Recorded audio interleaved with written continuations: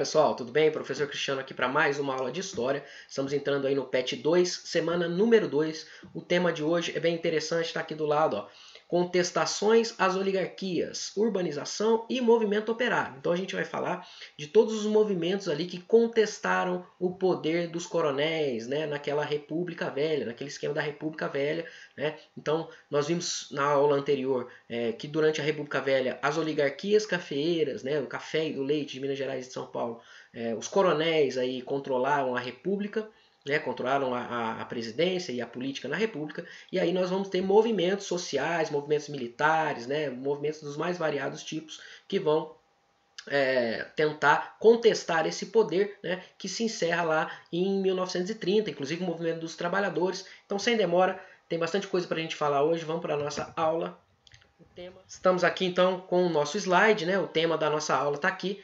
Contestações a oligarquias, urbanização e crescimento da classe operária. Como eu falei, nós vamos falar dos vários movimentos que enfrentaram aí, né, o governo republicano, né, o governo das oligarquias cafeeiras, né, até mesmo antes ali, quando era a República da Espada, nós vamos ter alguns desses movimentos, né. Então, durante o período da República Velha, que vai de 1889 até 1930, ocorreram vários movimentos de contestação à ordem política e socioeconômica vigente, ou seja, essa política controlada aí por essas elites cafeeiras, e na grande parte do tempo aí, tá? No início da vida republicana brasileira, nós tivemos dois importantes movimentos de contestação aí, tá? A revolta federalista e a revolta da Armada.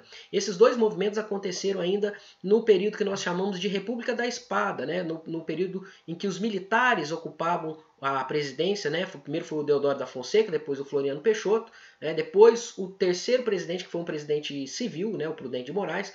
Mas então esses dois primeiros presidentes aí, um período de organização ali da República Brasileira, teve esses dois movimentos, tá? O movimento federalista foi um movimento que aconteceu lá no sul, lá no Rio Grande do Sul, ali ainda se espalhou ali pela religião. Ele aconteceu entre 1893 e 1895, tá? E era uma disputa ali regional entre os federalistas, que eram chamados de maragatos, contra os republicanos, que eram os pica-paus, tá? Esses dois grupos ali, os federalistas eram ex-monarquistas, né? Eles estavam disputando o poder e aconteceu uma guerra civil, né? Eles caíram em conflito mesmo, conflito armado.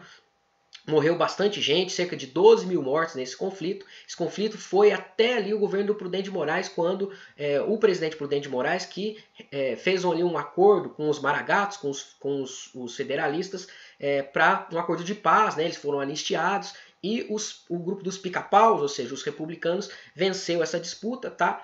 O Prudente de Moraes, inclusive, recebeu o nome de O Conciliador, né? O apelido de O Conciliador, por ter conseguido resolver esse conflito aí de muito tempo lá no sul do Brasil, tá? Outro conflito que aconteceu no período da República da Espada foi a Revolta da Armada, né? Um conflito de militares ali. O que aconteceu?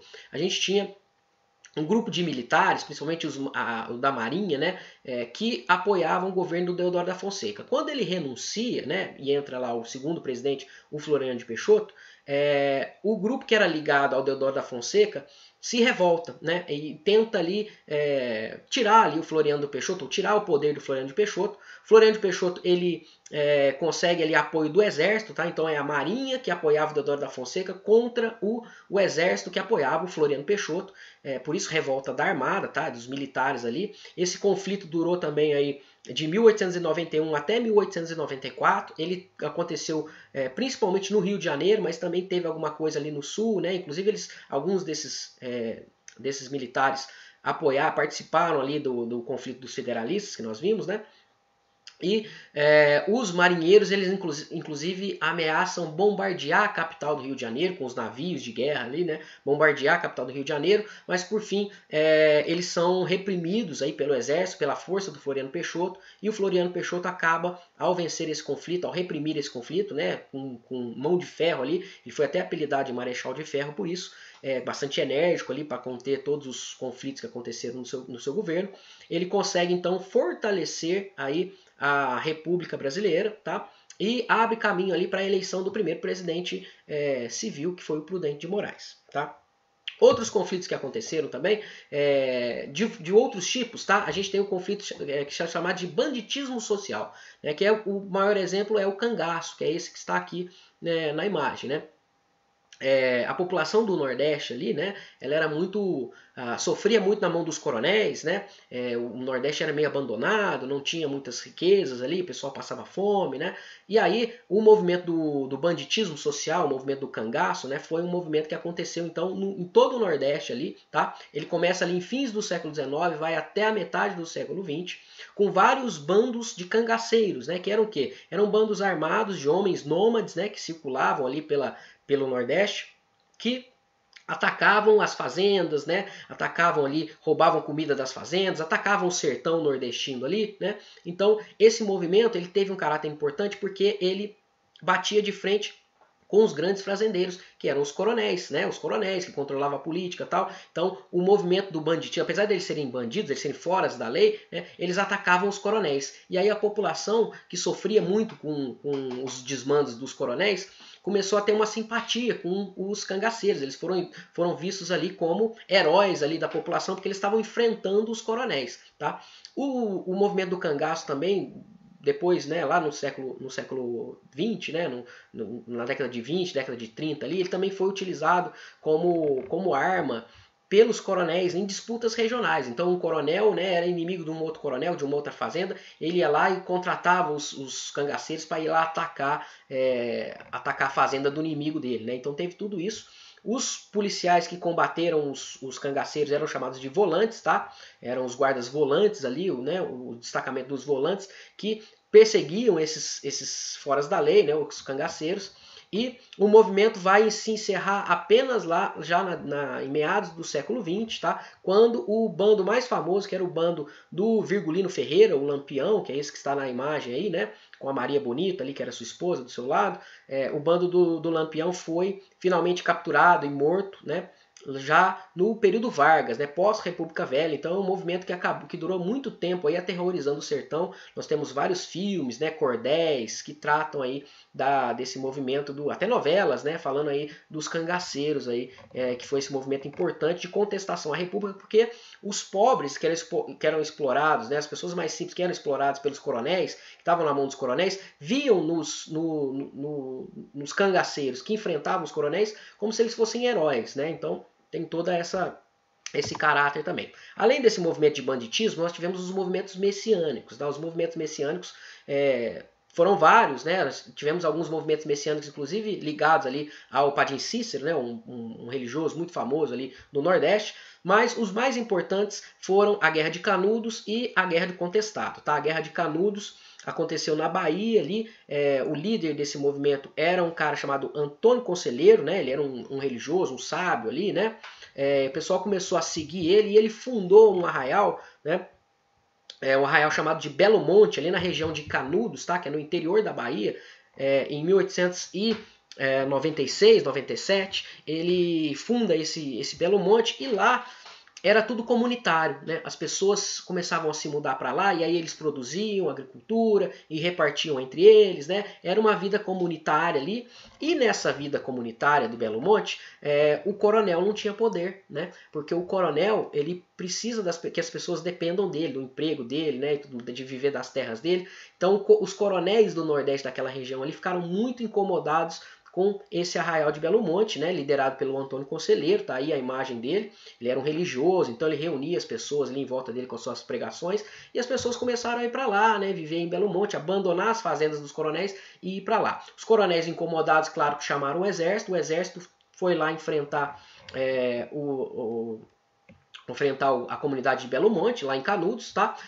E só que eles resistiram muito bem, né? Foi preciso aí 4 investidas do exército, né? O exército mandou uma primeira tropa, não deu conta, foi derrotado, mandou uma segunda, foi preciso 4 investidas do exército para poder vencer ali o Arraial de Canudos, né? O Antônio Conselheiro ali e os seus seguidores, tá? Aproximadamente 25 mil habitantes de Canudos morreram aí nesses conflitos também, né? E esse também é um importante movimento messiânico aí. Outro movimento messiânico foi o que aconteceu lá no sul do Brasil, tá? Na região ali de fronteira entre Paraná e Santa Catarina, a região chamada de Contestado, tá? Ele aconteceu entre 1912 e 1916. Também foi um movimento messiânico porque foi liderado por um monge, tá? O monge José Maria. Ele era um pregador ali, ele era um religioso, né? Falava algumas palavras, começou a reunir pessoas ali em volta dele. E o que aconteceu foi o seguinte: aquela região do Contestado, o governo planejava construir uma ferrovia ali, uma ferrovia americana, né? E aí as pessoas que viviam na área tinham que ser desapropriadas, né? Como era uma terra de ninguém ali, vamos falar assim, né? Tinha muita população pobre que estava alojada ali e esses caboclos ali começaram a seguir aí esse líder religioso, o José Maria, que montou ali uma resistência, né? Eles não queriam deixar suas terras, foram contra essa implantação dessa ferrovia ali, não queriam perder suas terras, e aí eles também vão resistir, né? Armados, né? Militarmente armados. Os militares vão, inclusive, para combater a Guerra de Contestado, vão ter que enviar, o exército brasileiro vai ter que usar armamento aéreo pela primeira vez, tá? E no final esse conflito vai ter aproximadamente 20 mil mortos, né?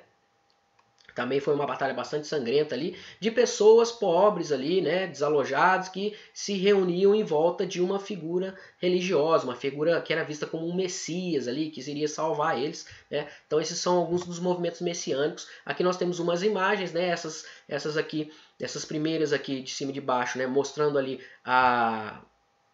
a população de Canudos em cima, né, e embaixo lá os militares atacando Canudos, e do outro lado lá o monge José Maria, né, com as suas seguidoras ali, e embaixo os caboclos que defendiam ali a região de Contestado, que eram chamados de fanáticos, tá?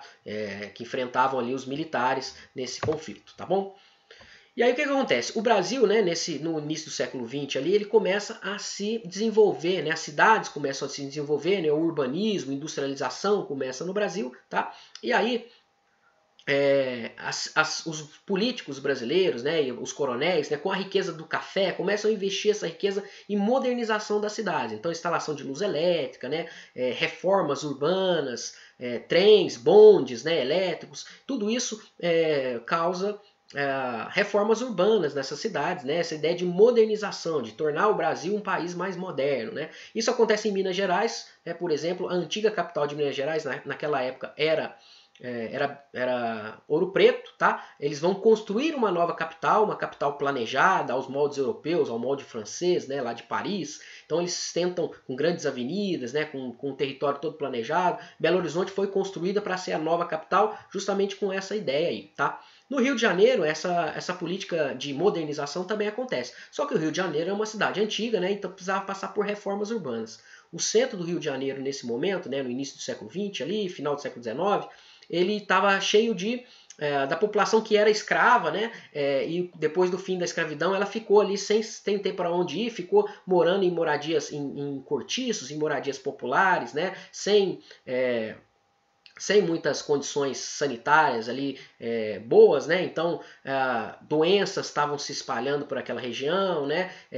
Epidemias ali, e aí na tentativa de resolver tudo isso e embelezar a cidade, né? Esses políticos modernos queriam fazer uma reforma urbana. O prefeito da cidade do Rio de Janeiro, que era a capital, né? O Pereira Passos, ele faz uma reforma urbana grande, tá?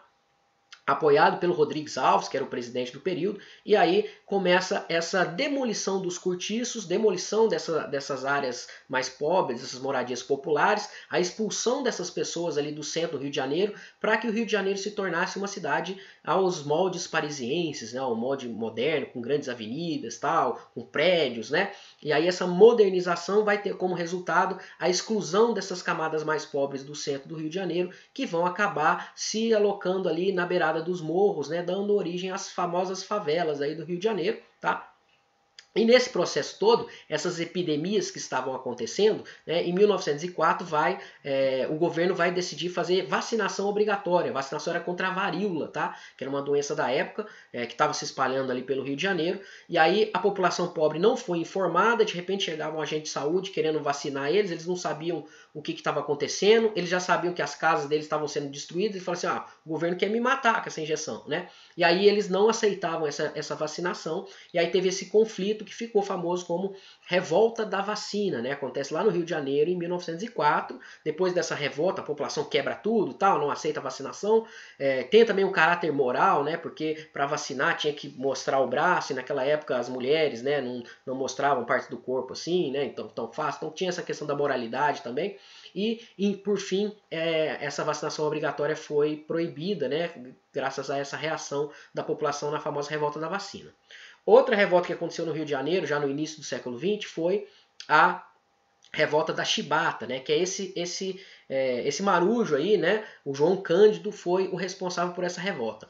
A escravidão tinha acabado no Brasil, né, em 1888 com a Lei Áurea, mas na Marinha ainda existiam práticas de castigos corporais aos marujos que fizessem alguma coisa errada ali, principalmente aos marujos negros, né? E aí essa prática recorrente de castigos corporais não estava sendo aceita mais, né? E o João Cândido, esse marinheiro aí, ele, da foto aqui do lado, ele lidera ali um movimento, né, chamado de Revolta da Chibata, que os marujos e os marinheiros negros não aceitariam mais esses castigos físicos, né, na marinha. E aí eles tomam lá um navio de guerra também, né, tem todo um processo assim. O governo tenta negociar com eles, fala que vai acabar com os castigos corporais, de fato isso acaba, promete que não vai perseguir eles, que eles vão ser anistiados, mas assim que eles se entregam, eles vão ser presos, vão ser perseguidos, tá? Inclusive o João Cândido vai ser preso aí. Logo após esse momento eles vão ser perseguidos, vão ser punidos por essa revolta, por essa luta aí, né, dos negros ali, marinheiros, contra os castigos corporais, tá?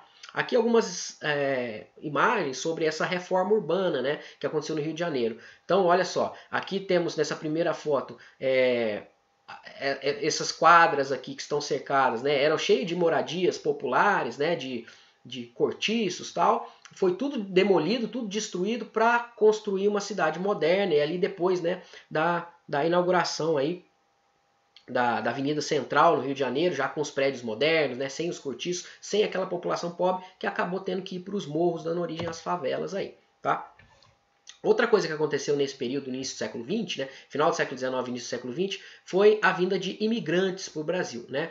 Depois do fim da escravidão, o Brasil optou por trazer para trabalhar nas fazendas de café imigrantes europeus, né? Imigrantes brancos europeus, tinha aquela ideia de trazer população branca para clarear um pouco a população brasileira, né? Essa ideia racista aí de que a população brasileira era muito miscigenada e tal. E nessa ideia eles trazem então esses imigrantes, principalmente italianos, mas também alemães, portugueses, espanhóis, para vir trabalhar nas fazendas de café. Muita parte desses imigrantes acabam indo para cidades que estavam crescendo cada vez mais, né? E aí as cidades estavam iniciando um processo de industrialização, e muitos desses caras vão trabalhar nas indústrias, né? Ao chegar para trabalhar nas indústrias no Brasil, que estava muito no início do processo de industrialização brasileiro, no Brasil não existiam leis trabalhistas, né?